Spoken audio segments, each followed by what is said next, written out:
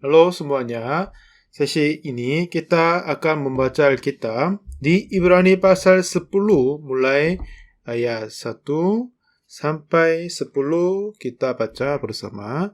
Di dalam hukum Taurat hanya terdapat bayangan saja dari keselamatan yang akan datang dan bukan hakikat dari keselamatan itu sendiri. Karena itu dengan korban yang sama yang setiap tahun terus-menerus mempersembahkan hukum Taurat, tidak mungkin menyempurnakan mereka yang datang mengambil bagian di dalamnya.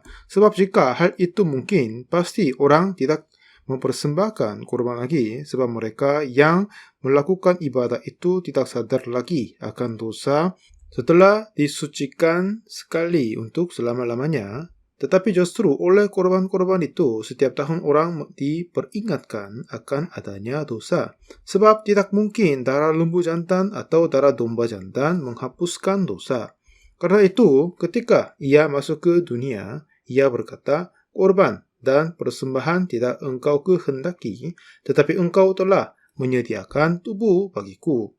Kepada korban bakaran dan korban penghapus dosa engkau tidak berkenan. Lalu aku berkata, sungguh aku datang dalam gulungan kitab ada tertulis tentang aku untuk melakukan kehendakmu ya Allahku. Di atas ia berkata, korban dan persembahan, korban bakaran dan korban penghapus dosa tidak engkau kehendaki dan engkau tidak berkenan kepadanya, meskipun dipersembahkan menurut hukum Taurat. Dan kemudian katanya, sungguh aku datang untuk melakukan kehendakmu. Yang pertama ia hapuskan supaya menegakkan yang kedua. Dan karena kehendaknya, inilah kita telah dikuduskan satu kali untuk selama-lamanya oleh persembahan tubuh Yesus Kristus. Sampai 10 kita baca. Setelah kita membuka Alkitab, dan kemudian kita sungguh menjadi satu hati bersama dengan Tuhan, dan menghabiskan sewaktu, itu adalah hal-hal yang diberkati dan luar biasa. Katanya jarang ada pendeta-pendeta menyampaikan khotbah dengan kitab Ibrani. Katanya Ibrani ini susah dipahami. Akhirnya pendeta-pendeta yang ada di Korea jarang ada yang menyampaikan firman Tuhan tentang kitab Ibrani. Dan kemudian, Ibrani yang kita membaca dan menghadapi, ya memang agak beda dari pandangan dari yang lain-lain. Pada saat setiap kali kita membaca kitab Ibrani, inilah bagaimana Tuhan kerja kepada kita. Tuhan menyelamatkan kita, biar dia membebaskan kita daripada dosa. Inilah tugas pekerjaan yang melakukan, dan ini bagaimana ia berpikir. Setelah saya berpikir hal-hal ini, dan kemudian sungguh hati kita menjadi satu dengan hati Tuhan yang menulis kitab Ibrani, banyak hal yang berterima kasih bagi Tuhan. Satu ketika saya pernah ke Philadelphia di Amerika. Dan pada sore hari, beberapa hamba-hamba Tuhan datang dan berkumpul bersama. Itu bukan pendeta dari misi kami, pendeta-pendeta dari gereja yang lain-lain. Kebetulan mereka mempunyai jemaat-jemaat yang ribuan jadi pendeta dan punya gereja yang besar. Satu ketika dia kasih kartu namanya. Ini tertulis New Covenant Church, artinya gereja perjanjian baru. Saya bertanya kepadanya, apakah Pak Pendeta sudah tahu tentang apa artinya perjanjian baru? Kata beliau, masih tidak tahu. Lalu saya jelaskan tentang perjanjian baru. Covenant, itu bisa dikatakan perjanjian, ya, saling persetujuan, bisa menjelaskan begitu. Jadi jemaat gereja perjanjian baru artinya. Jadi gereja perjanjian baru, yaitu perjanjian baru itu adalah seperti kita dapat temukan di Yohanes pasal 8, perempuan ditangkap dalam perzinahan. Ada perjanjian lama dan juga ada perjanjian baru. Itu tidak berkata perjanjian pertama dan kedua, tetapi katanya perjanjian baru, yaitu New Covenant. Saat Tuhan memimpin orang-orang Israel, di Keluaran pasal 19. Baru setelah mereka keluar dari Mesir, Musa naik ke puncak gunung Sinai. Dari sana, Musa mengantar firman Tuhan kepadanya. Jika Anda dengar firman-Ku, dan kamu akan menjadi bangsa-bangsa yang beriman. Dan jika kamu tidak bisa melakukan perintahku, akan dikutuk. Ini kata Tuhan kepada mereka. Lalu kata orang-orang Israel apa? Oh ya, segala yang difirmankan Tuhan akan kami lakukan. Begitu, ini saling kedua pihak sudah berjanji. Jika kalian melakukan akan memberkati, jika tidak akan mengutuk. Orang-orang Israel berkata, segala yang difirmankan Tuhan akan kami lakukan. Jadi Tuhan harus memberi berkat setelah mereka melakukannya. Tetapi apakah Anda tahu berapa banyak orang dapat melakukan hukum Taurat? Tidak sama sekali ada. Satu pun tidak ada. Begitu, sesuai dengan janjinya, Tuhan seharusnya memberi kutuk kepada mereka. Dan juga pada hari pertama, 10 hukum turun kepada mereka. Yang terjadi adalah mereka sudah berbuat dosa sebelum 2 loh hukum turun. Mereka buat lembu emas. Yang hukum pertama itu adalah jangan ada padamu Allah lain di hadapanmu. Jangan membuat bagimu patung. Ya kan? Jadi, sebab mereka telah melanggarkan hukum itu, mereka harus dikutuk sesuai janji bersama dengan Tuhan. Saat itu, saat Musa turun dari gunung, dia menghancurkan 2 loh batu hukum. Tetapi pada hari itu 3.000 orang harus mati. Kenapa?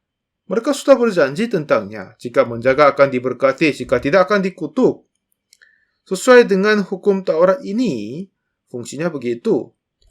Dan kemudian Tuhan suruh Musa naik gunung sekali lagi dengan membawa 2 loh batu. Lalu menyuruh kepada Musa bahawa taruhlah di dalam tabut perjanjian. Dan menutup dengan penutup. Yang penutup itu dalam bahasa Ibrani berarti tempat yang memberi pengampunan. Jadi, yaitu tutup pendamaian. Dan dalam bahasa Inggris, artinya tempat yang memberi kasih karunia. Nah, setelah hukum Taurat datang kepada mereka, dan setelah membuka 10 hukum, dan jika mereka menghadapi kepada 10 hukum, sebab semua orang telah melanggarkan hukum Taurat, akhirnya terus-menerus mereka dikutuk saja. Jadi, Tuhan yang penuh rahmat dan kasih karunia mau menunjukkan kepada orang, Tuhan tidak bisa memberi rahmatnya, kasih karunia dengan membuka hukum Taurat. Jadi, suruh mereka masukkan di dalam tabut perjanjian, tutup dengan tutup pendamaian, dan kedua kerub harus menutup dengan sayapnya biar tidak ada orang yang membukanya. Jadi, Tuhan tidak mau kita melihat 10 hukum dan suruh kepada orang jangan membukanya. Setelah itu tidak sama sekali pernah dibuka. Tetapi pada saat Nabi Eli, dia punya 2 anak, Hofni sama Pinehas. Dia seharusnya membesarkan orang-orang Lewi menjadi imamnya, tetapi dia hanya mengangkat kedua anak Hofni dan Pinehas jadi imam. Tapi Hofni sama Pinehas, kedua orang sudah menjadi korup, berdosa banyak sekali. Akhirnya, mereka kalah perang dari Filistin. Dan mereka membawa tabut perjanjian. Kiranya mereka jika itu akan mungkin menang. Tetapi mereka kalah, Hofni, Pinehas mati, setelah dikabari Eli juga mati. Apa yang paling sedih adalah terputus keturunan para hamba-hamba Tuhan pada saat itu. Sebab ini, tabut perjanjian dibawa ke Filistin dan lalu dikembalikan. Dan apa yang lebih sedih adalah tidak ada orang yang dapat menerima tabut perjanjian, tidak ada hamba Tuhannya. Jadi saudara, apa yang kami merasa syukur bagi Tuhan adalah memang kami adalah kurang, ada yang kurang pintar, tetapi hamba Tuhan yang memberitakan Injil yang ada di dalam bumi ini. Di dalam retreat ini, anakku juga menyampaikan khotbah. Saya merasa sangat terharu. Tidak hanya kepada anakku saja, maksudnya dia tidak selalu baik, tetapi juga pendeta Ihonmo, Im Min-cheol, Kim Jae-hong, dan juga pendeta Kim Gi-sung. Dia adalah seseorang yang luar biasa. Bagaimanakah dia bisa melayani begitu? Ya, saat dia sebelumnya terjepit kasus pembunuhan, ya maaf, apakah saya boleh berkata hal ini? Tak tahu, tapi ya, ternyata dia sudah lama tinggal di dalam penjara. Sebelum dia keluar dari penjara, ada beberapa yang orang-orang ada di dalam sel juga. Ternyata dia membunuh 5 atau 6 orang dan dia dihukum mati. Dan kemudian dia dengar Injil, lalu membaca Alkitab seterusnya. Lalu kemudian Kim Gi-sung itu sebelumnya masih ada di sel, dia ketemu orang itu dan obrol-obrolnya. Dan akhir-akhirnya Kim Gi-sung juga menerima pengampunan dosa. Dan ternyata 3 bulan setelah ini akan dia keluar dari penjara. Tapi Tuhan bekerja kepada saudara Kim Gi-sung. Siapa yang begitu jujur ke hidup baik adalah pimpinan agama Buddha, Katolik, sama Kristen yang di dalam sel juga. Dan mereka semua hidup seperti kayak saint. Sebab itu, mereka semua mengorbankan diri, bekerja untuk penjara-penjara, dan menginjili, memberitakan Injil di dalamnya. Tapi apa yang aneh adalah, setelah mereka keluar dari penjara, sebab mereka sudah lama sekali tinggal di dalam penjara, lebih 10-20 tahun lamanya, yang heran adalah selama 10-20 tahun mereka tidak sama sekali berdosa, sebab di dalam sel, di dalam penjara, bagaimanakah mereka berdosa kan? Dan pada saat mereka keluar, mereka berkata, oh jangan kembali lagi, oke aku tidak akan berbuat jahat lagi, aku sudah cuci tanganku. Tetapi semuanya kembali lagi setelah mereka keluar. Setahun kemudian atau 6 bulan kemudian, ada yang cepat, ya mungkin beberapa 1-2 minggu pun sudah cukup dikembalikan di dalam penjara. Jadi saudara Kim Gi-sung melihat kasus ini dan dia mulai berpikir tentangnya. Kim Gi-sung ini sudah menerima pengampunan dosa, keselamatan Tuhan, lalu Roh Kudus memberi anugerah di dalam hatinya. Ya, pimpinan agama Kristen, Buddha, mereka hidup seperti para rasulnya, dan selama 10, 15, 20 tahun tidak sama sekali pernah berdosa di dalam penjara. Ya, memang itu tidak mereka tahan, tetapi dalam penjara bagaimanakah mungkin mereka berdosa kan? Setelah keluar, mereka langsung masuk kembali. Setelah melihat ini, saudara Kim Gi-sung berpikir, ya pasti aku akan kembali lagi. Aku akan mengakhiri hidupku di dalam penjara. Itu menyedihkan sekali. Aku tidak mau ada acara bagaimana saya tidak akan masuk kembali di penjara lagi. Jadi, kepada mereka yang kelihatannya lebih jujur dan baik, semuanya masuk lagi. Pasti aku akan masuk lagi, dia kira.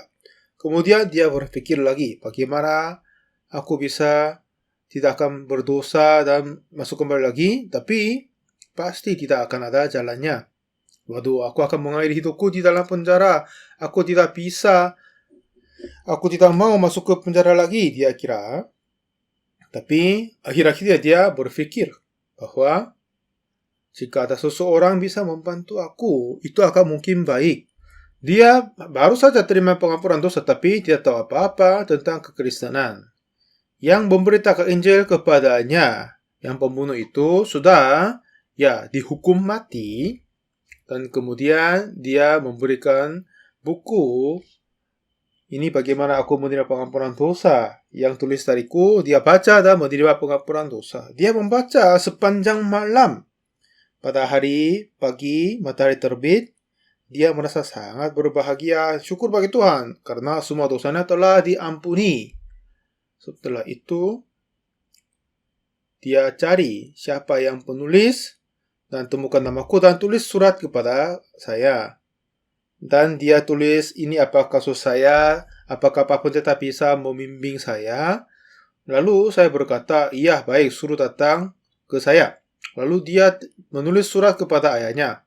Ayah, aku sudah berjanji tanggal berapa, bulan berapa aku keluar, tapi aku tidak bisa datang di rumah. Maaf, jika saya datang di rumah kita, akan berdosa lagi, akan masuk kembali lagi. Jadi aku akan ke Pendeta Usupak dulu. Jadi ayahnya juga berkata, iya aku merindumu, tapi jika Anda punya keinginan gini, aku akan tahan untuk ketemu kamu. Coba kamu datang kepada Pak Pendeta dan dibimbing olehnya. Lalu waktu saya masih melayani di kota Daejeon, yang ini datang di gereja kami. Itu menjadi gembira bagi saya. Ada yang kamar yang kosong, biar dia tinggal di sana. Saudara ini, setelah dia tinggal di dalamnya, setelah seminggu kemudian, dia tidak sama sekali mau keluar dari gereja. Dia punya teman-teman, ada banyak yang ingin ketemu. Tetapi di dalam gereja, mencuci, membersihkan kamar kecil dan tempat-tempat ibadah. Jadi inilah saat yang paling berbahagia di dalam hidupnya. Saat dia tinggal di dalam gereja kami. Ya, ini sejujurnya dia berkata, jika Anda tidak berbahagia, datanglah gereja kami di Daejeon, pasti akan menjadi berbahagia. Ya, kemudian dia terasa, waduh, sudah 3 bulan, tapi saya tidak datang kembali di penjara. 6 bulan, 1 tahun, saya tidak masuk kembali di penjara lagi. Ini kebahagiaan, syukuran yang tidak akan terasa kepada yang lain, tapi dia sendiri terasa begitu. Beberapa lamanya, setelah setahun kemudian, dia masuk sekolah misionaris. Jadi sungguh sangat-sangat baik setelah dia masuk ke sekolah misionaris. Habis dilatih sebagai misionaris dan memulai ministry, dia menikah dengan perempuan yang cantik. Dan kemudian ada beberapa yang masalah memang ada di dalam pelayarannya, tetapi masih dipimpin oleh Tuhan dengan baik-baik. Apa yang saya bersyukur adalah tabut perjanjian itu sudah dikembalikan kepada orang-orang Israel. Tapi selama Eli berada di dalam menjadi imam, tapi mengangkat kedua anaknya sendiri menjadi imam, tidak ada yang lain-lain. Tetapi di dalam gereja kami sudah ada banyak hamba-hamba Tuhan yang memberitakan Injil yang sejati. Sudah ada ratusan pendeta. Inilah kepunyaan yang terkaya di dalam misi kami. Hamba Tuhan yang menerima Yesus di dalam hatinya. Dan siapa yang dapat memberitakan Injil yang sejati kepada banyak orang, beberapa tahun lamanya, ada banyak tengkar, ada banyak yang tabrak, memang ada yang beberapa saling pemahaman. Ya kan? Memang ada di dalam hubungan manusia kita masing-masing. Tetapi kepada kita punya banyak hamba-hamba Tuhan yang luar biasa. Itulah hal-hal yang sangat-sangat kami bersyukur. Sebab itu, tidak hanya saya sendiri bekerja, tetapi Tuhan membuat semua pekerjaan dan pimpin itu ya yang luar biasa. Aku tidak tahu apa-apa sebelumnya, tapi dalam doa, apa yang saya berdoa adalah, ya Tuhan Bapakku, di Pasifik ada banyak pulau-pulau kecil. Apa mereka pakai baju apa, makan apa? Siapa yang akan memberitakan Injil kepada mereka? Tuhan, tolong bantu kami mengutus misionaris di sana. Tuhan, banyak orang tinggal Afrika. Bagaimana mereka hidup? Aku masih pernah ke sana. Siapa akan memberitakan Injil kepada mereka? Begitu apa yang tersentuh hati kita sampai menangis adalah Tuhan memberikan semua segalanya. Tadi kami bertemu dengan semua hamba-hamba Tuhan di sedunia dan mendiskusi dan saling bersahabat sebab ada mepet waktunya. Kami dengar sedikit-sedikit kesaksian dari para pendeta di sedunia, itu menjadi luar biasa, seperti mimpi. Tapi saudara, yang menarik adalah di dalam misi kami, pelayan misi, pendeta-pendeta kami bisa melakukan satu hal, adalah mereka dapat memberitakan khotbah tentang kitab Ibrani.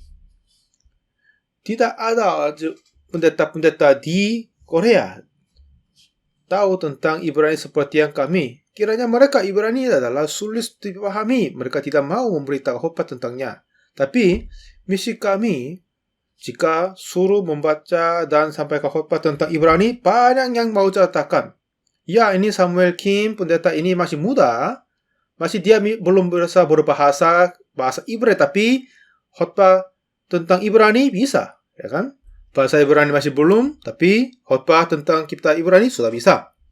Sesungguhnya, jika kita membaca kitab Ibrani, ya, dalam hati kita ada banyak hal-hal yang semangat muncul.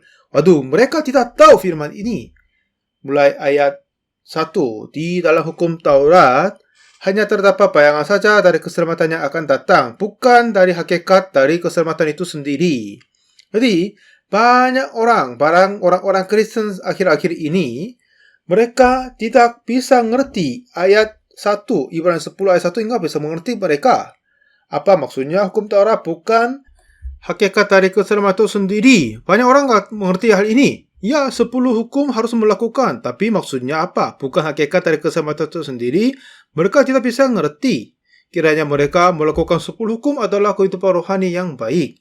Tetapi ayat 1 berkata, hukum Taurat hanya terdapat bayangan saja dari keselamatan yang akan datang, bukan hakikat dari keselamatan itu sendiri. Karena itu dengan korban yang sama, yang setiap tahun terus-menerus dipersembahkan, hukum Taurat tidak mungkin menyempurnakan mereka. Apa maksudnya hukum Taurat ini adalah bayangan, bukan hakikatnya sendiri, bukan yang asli? Mereka tidak sama sekali bisa mengerti tentang hal ini. Jadi bagaimana dapat menjelaskan hal ini? Jadi kiranya mereka, Ibrani ini susah dimengerti, sulit sekali, tidak bisa paham. Akhirnya, tapi kami tidak tahu tentang Ibrani, mereka bilang. Tetapi gembala-gembala dari gereja kami, siapa saja yang kami suruh memberi khotbah tentang Ibrani pasal 10, pasti mereka memberi khotbah dengan baik-baik, seperti air sungai, terus mengalir dengan baik-baik. Sesungguhnya, jika saya sakit perut, tiba-tiba, aku perut sakit perut, halo, pendeta Kim, coba kamu ganti saya.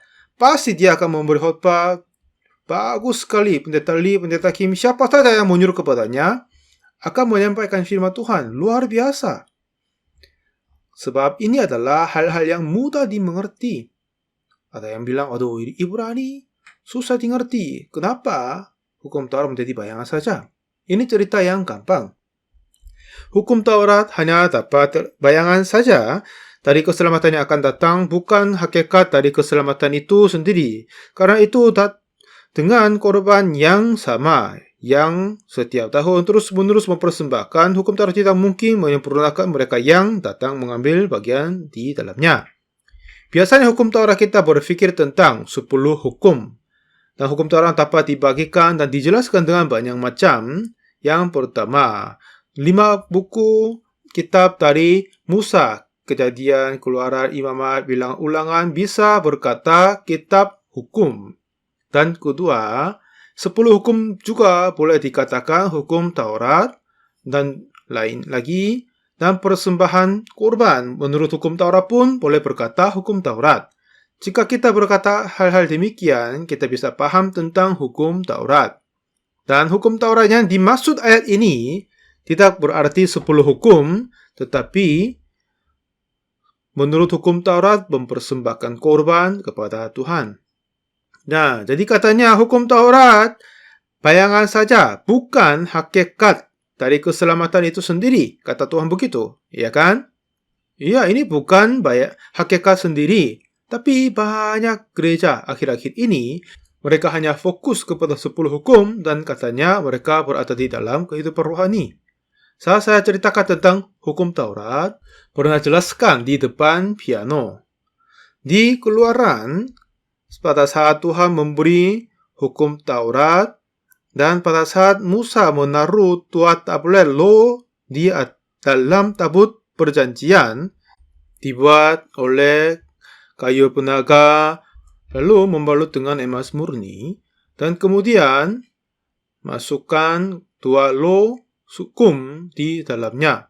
Ada yang cerita masukannya, tapi yang heran adalah pada saat membuka, penutup, dan menaruh batu hukum di dalamnya kan, tetapi suruh dia menutup lalu masukkan tablet di dalamnya. Coba kita cari kitab Keluaran ayat yang 21. Nah, ini katanya, haruslah kau letakkan tutup pendamaian itu di atas tabut. Tutup pendamaian ini berarti penutup dari tabut perjanjian, ya kan? Dan kau letakkan tutup pendamaian itu di atas tabut. Jadi sudah menutup di atas tabut perjanjian. Jadi seperti ada sebuah cerita. Apakah Anda tahu bagaimana kita masukkan gajah di dalam kulkas? Setelah membuka pintu kulkas, masukkan gajah dan menutup. Begitulah, ada yang bercanda kan? Dan bagaimana masukkan harimau? Membuka dan mengeluarkan gajah, masukkan harimau dan menutup lagi. Nah, buka dulu dan masuk biasanya. Ini jika kita membaca sederhana hanya akan lewat aja, tetapi satu ketika saya terkejut di ayat ini. Kenapa haruslah kau letakkan tutup pendamaian itu di atas tempat tabut? Seharusnya membuka dan masukkan, menaruh kan?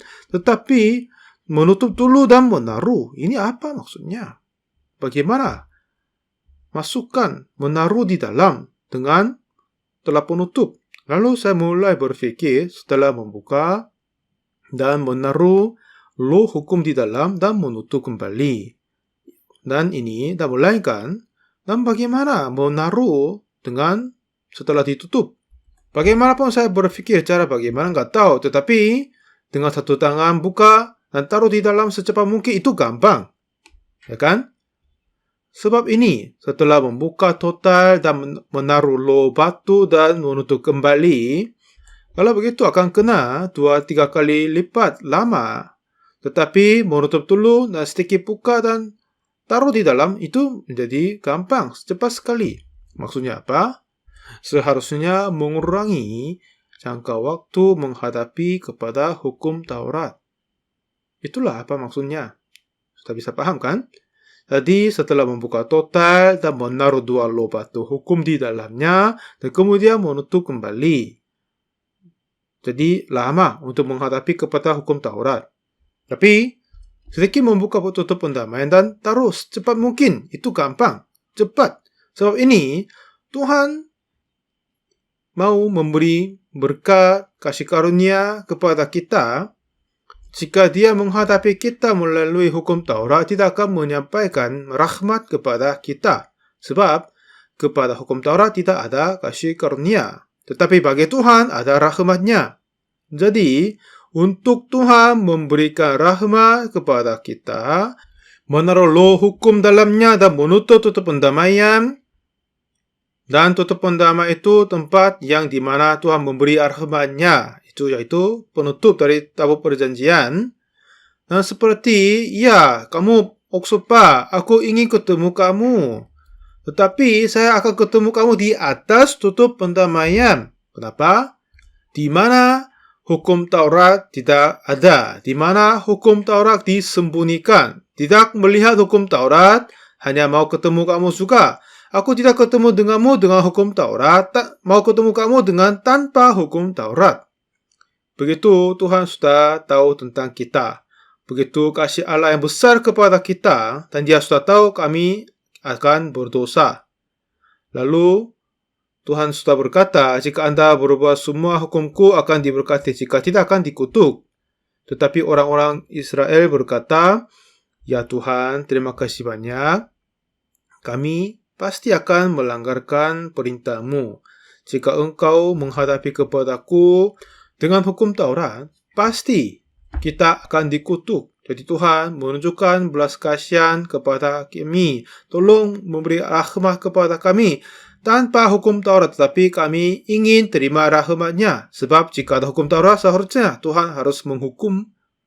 Jadi setelah tabut perjanjian diambil oleh orang Filistin dan dikembalikan, apa yang saya merasa berbahagia adalah di dalam pendeta-pendeta kami, ada yang konyol, ada yang rajin, ada yang pintar, ada yang kurang, ada yang banyak macam. Tetapi kita adalah hamba-hamba Tuhan yang sudah mempunyai Injil yang sejati daripada Tuhan. Dan hamba Tuhan yang luar biasa, terbaik telah diutus di seluruh dunia. Betapa indahnya dan syukur bagi Tuhan.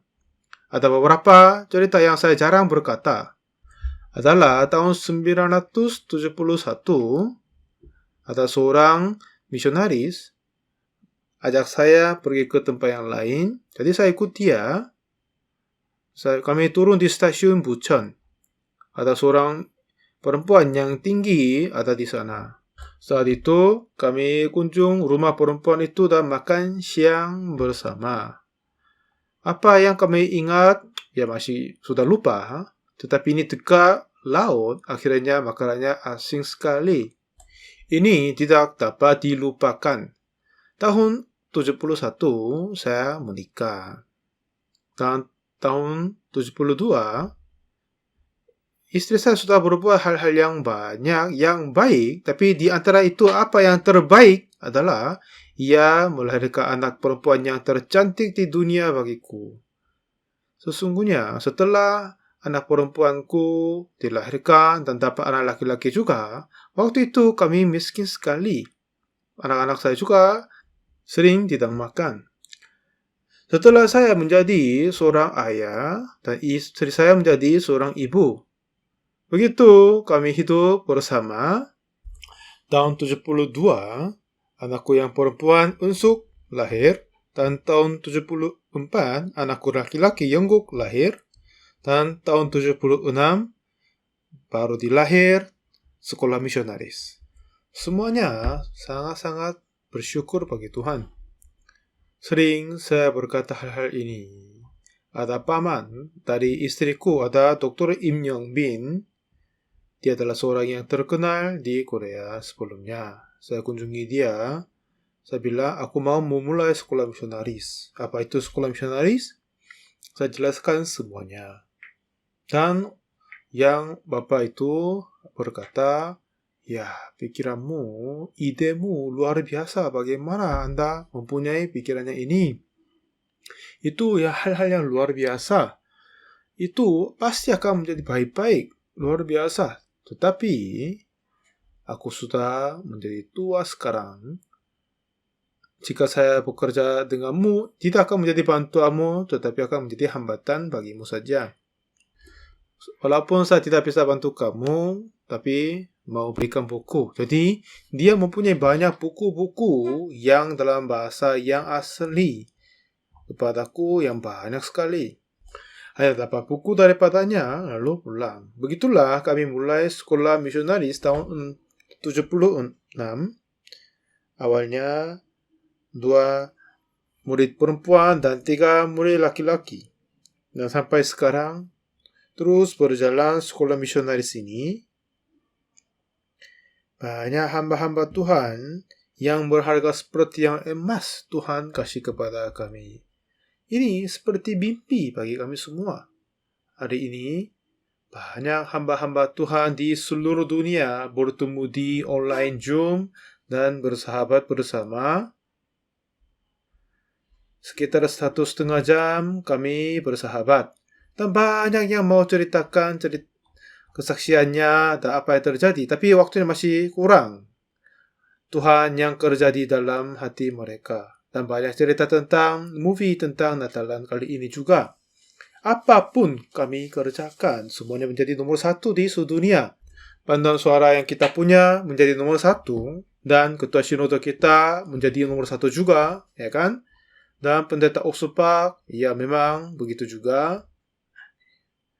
Begitu Tuhan telah memberikan banyak hal kepada kita.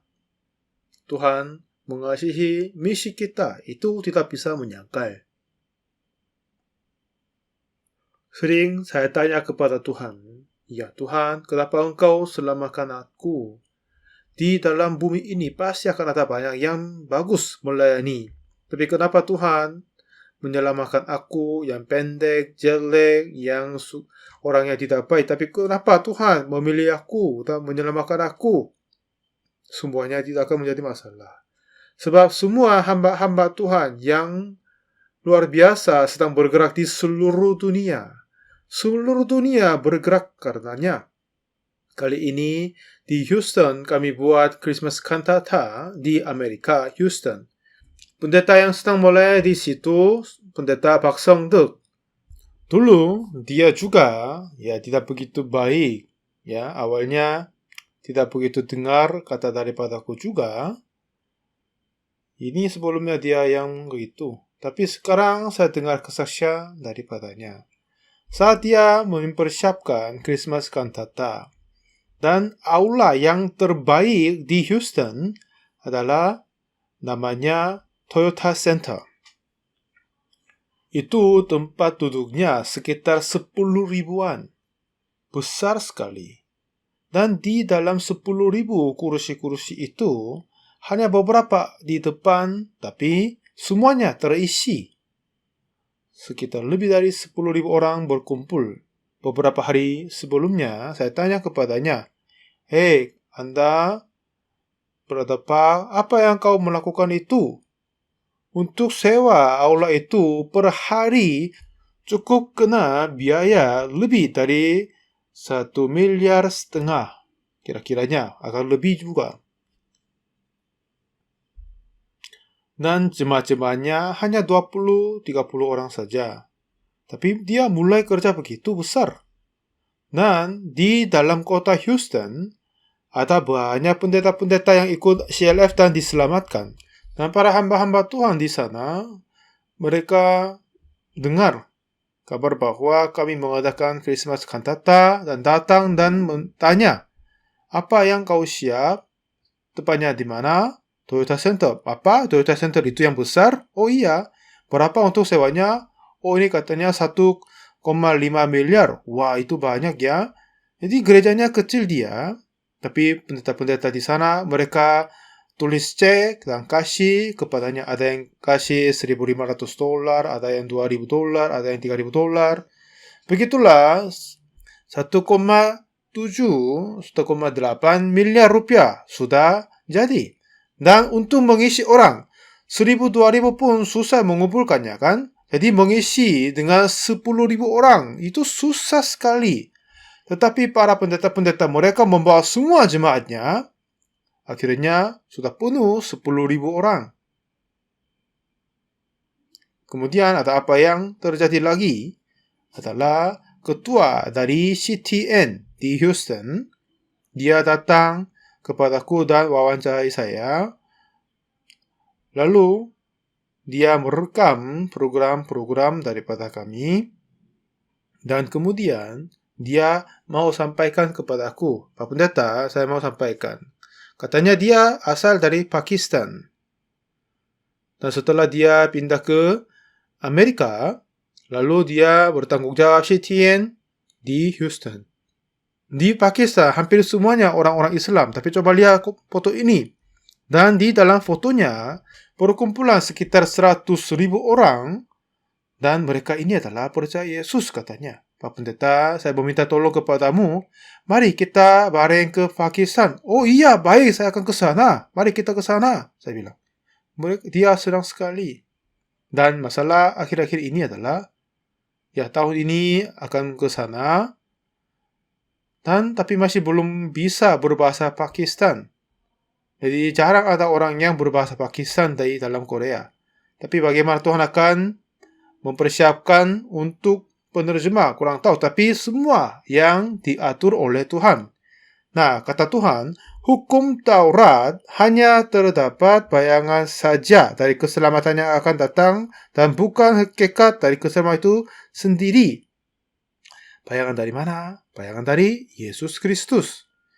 Dari hukum Taurat, mereka menyembelih kambing dan domba, mempersembahkan penghapus dosa dan menerima pengampunan. Dan kemudian Yohanes berkata kepada Yesus, "Lihatlah anak domba Allah yang menghapus dosa dunia." Dengan hukum Taurat yang mengajar kepada kita bahwa Yesus akan datang dan mengampuni dosa kita. Ini apa yang ajaran sesungguhnya dari hukum Taurat. Tapi orang berusaha melakukan dan dibenarkan. Orang berusaha melakukan dan dikuduskan. Orang berusaha melakukan dan masuk ke dalam surga. Tapi jika mereka melanggarkan salah satu saja, untuk itu mereka tidak akan masuk ke kerajaan surga. Jadi, apa yang maksud sesungguhnya tentang hukum Taurat adalah Yesus Kristus akan datang. Dia akan menanggung semua dosa kita yang melanggarkan hukum Taurat, dan dia sendiri akan mengampuni semua dosa kita. Inilah akan memberitahukan kepada kita sebagai contoh. Ya, kamu yang berdosa, ya, kambing, domba diletakkan tangan olehmu dan ditanggungkan dosa daripadamu dan mati dan mengampun dosanya. Inilah bayangan saja kepadamu.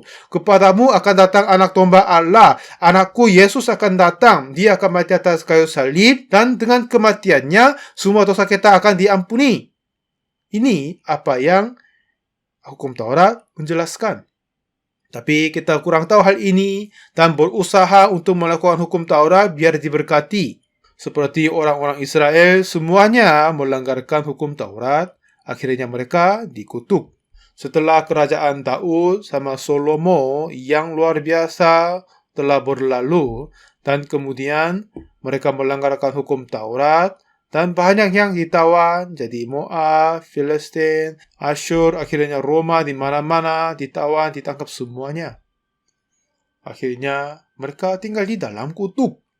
Jadi saudara, jika kita membaca Yesaya sama Yeremia, mereka telah berdosa dan dikutuk oleh Tuhan. Dan waktu itu, yang heran adalah, pada saat Yeremia pasal ke-31, pada Tuhan berkata, dia sudah memutuskan akan memberi rahmat anugerah kepada orang-orang Israel. Jadi mulai Yeremia pasal 31, dia berjanji akan memberi rahmat, kasih karunia. Dan sepanjang Yeremia pasal 31 kita baca, apa yang heran adalah ayat ke-31. Firman Tuhan yang hebat ada, sesungguhnya akan datang waktunya, demikianlah firman Tuhan. Aku akan mengadakan perjanjian baru dengan kaum Israel dan kaum Yehuda. Dan perjanjian baru ini dalam bahasa Inggris berkata New Covenant. Hukum yang pertama, perjanjian yang pertama adalah diadakan oleh 10 hukum di atas puncak Gunung Sinai. Jika melakukan hukum Taurat akan diberkati, jika melanggar akan dikutuk. Sebab orang-orang Israel telah berjanji melakukannya, dan apa yang terjadi oleh hukum Taurat. Jadi mereka telah melanggarkan, akhirnya mendatangkan kutuk, dan seterusnya. Setelah mengadakan hukum dan saling berjanji untuk melakukannya, sebab pelanggarannya, Tuhan pun seharusnya menaruh kutuk kepada mereka. Begitulah orang-orang Israel dikutuk. Begitu mereka ditawan di negeri-negeri asing dan begitu menderita cukup lama.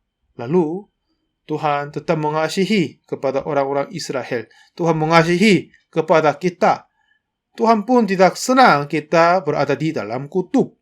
Akhirnya untuk menyelamatkan mereka, Tuhan memberikan yang baru, yang beda dari hukum Taurat, yang tergantung berkat atau kutuk sesuai dengan perbuatan kita.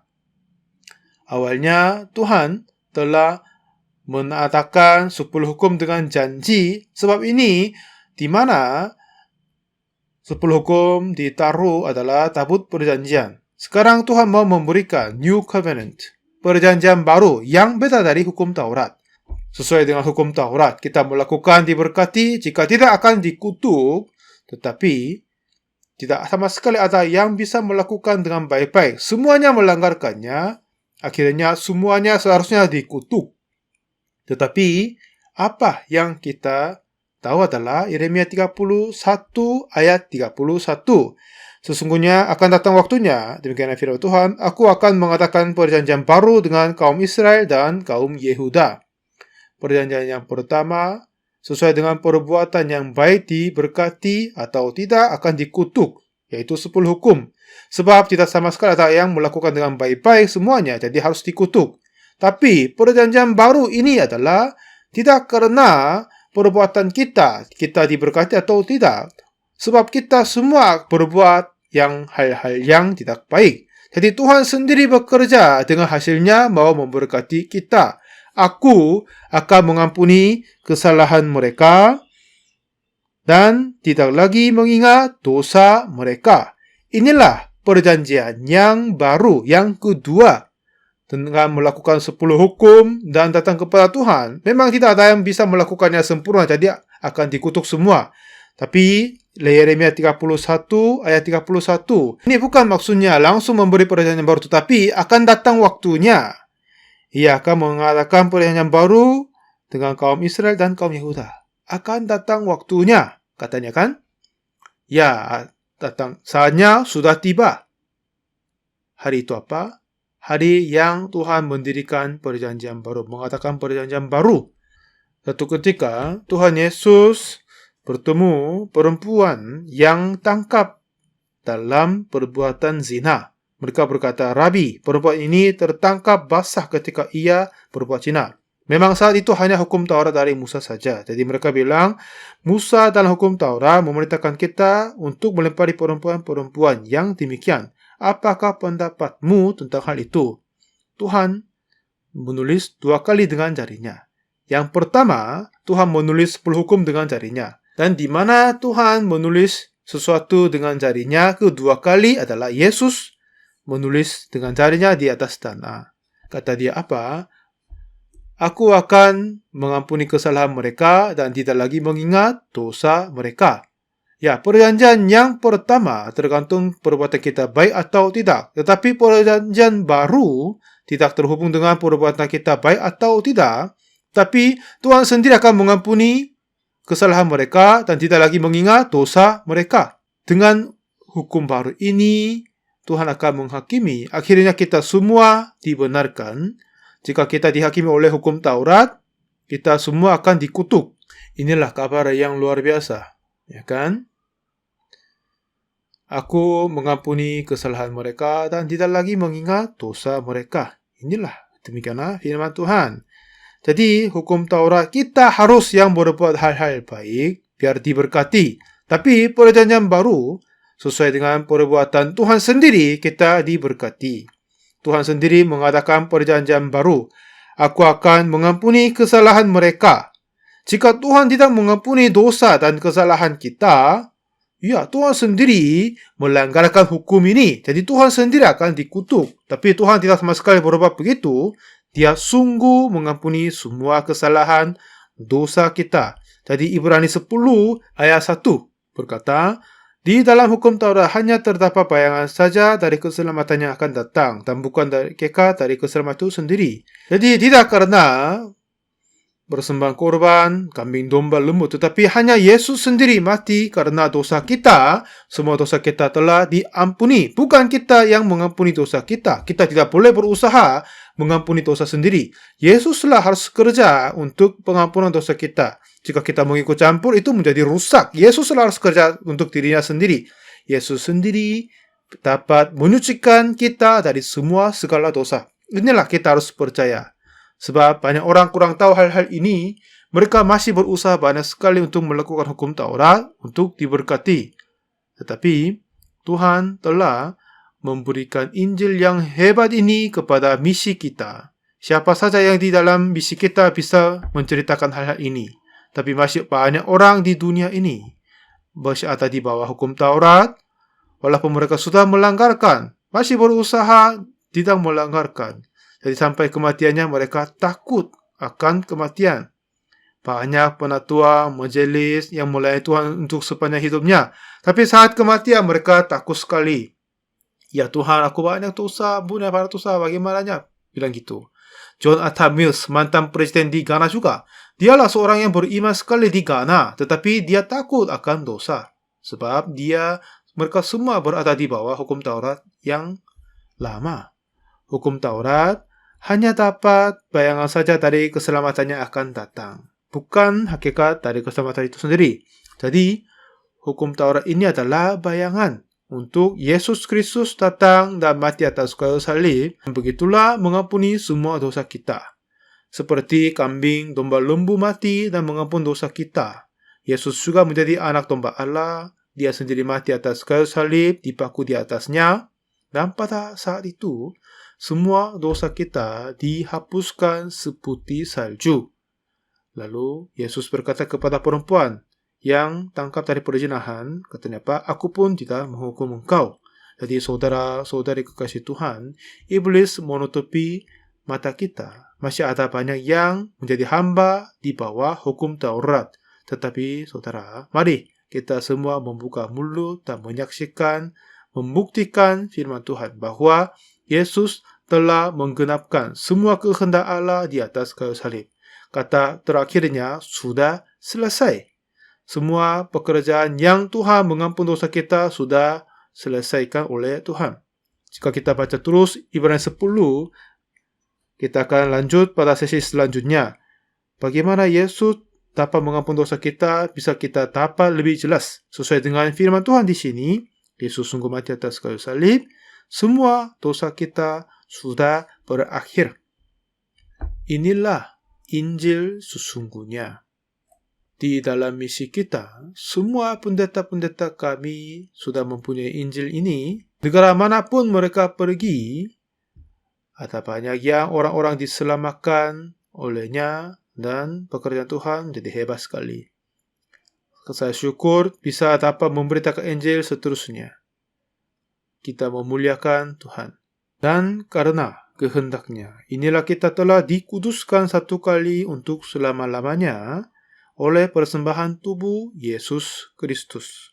Selanjutnya setiap imam melakukan tiap-tiap hari pelayanannya yang berulang-ulang mempersembahkan korban yang sama sekali tidak dapat menghapus dosa. Ia setelah mempersembahkan hanya satu kali saja korban dosa, ia duduk untuk selama-lamanya di sebelah kanan Allah. Dan sekarang ia hanya menantikan saatnya di mana musuh-musuhnya akan dijadikan tumpuan kakinya.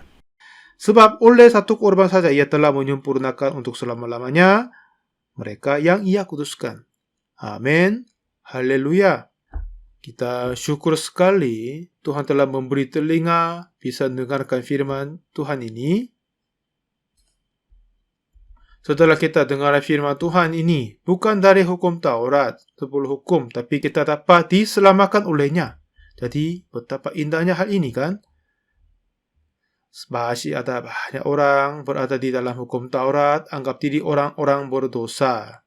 Tahun ini adalah, saudara, tahun 2022. Sudah 2000 tahun berlalu setelah Yesus mati atas kayu salib. Mari kita membuka mulut kita dan menyatakan Injil ini. Amin. Apakah Anda semua sedia bisa kerjakan itu ya? Tahun 2022.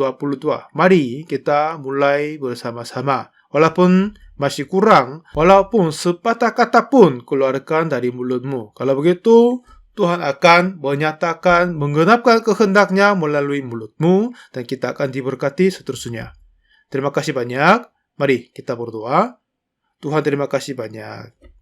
Sebab darah Yesus Kristus telah menyucikan kami. Ini bukan karena kebenaran kami. Kebenaran kami seperti kain kotor. Hanya oleh darah Yesus kami terima keselamatan Tuhan. Injil yang besar ini dapat diberitakan banyak negara melalui bermacam-macam salurannya. Tuhan, tolong memberkati kepada semua hamba-hamba Tuhan dan pelayan-pelayannya. Saya percaya Engkau telah menyenangkan tentang ini. Tolong memberkati di titik kali ini. Dalam nama Tuhan Yesus Kristus kami berdoa. Amin. Terima kasih banyak semuanya.